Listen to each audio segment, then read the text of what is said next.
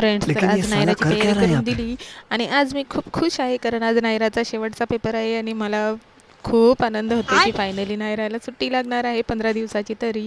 तर मला खूप आनंद होत होता म्हणून मी त्या जोशमध्ये मस्त पटापट कामं करत होते. तर सकाळी बघा मी काय काय बनवलं.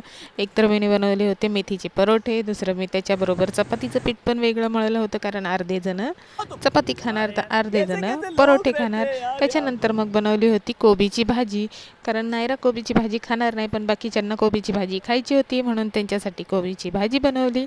तर ही बिना कांदा लसूणची बनवली होती. तिसरी भाजी बनवायला लागू नये म्हणून मग मी एकच भाजी बिना कांदा लसूणचीच बनवून घेतली सगळ्यांसाठी.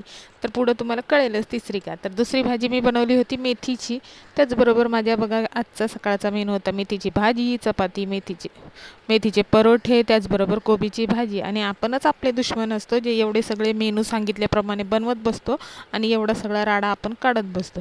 तर मला नंतर लक्षात आलं की एवढं सगळं मी सकाळी मेनू बनवला पण त्यातलं तर मला काहीच खायचं नाही कारण माझा उपवास आहे आणि मी फक्त केळी खाल्ली आणि मग दुपारी जाऊन थोडासा आराम केला. नंतर आराम करून थोडीशी उठले.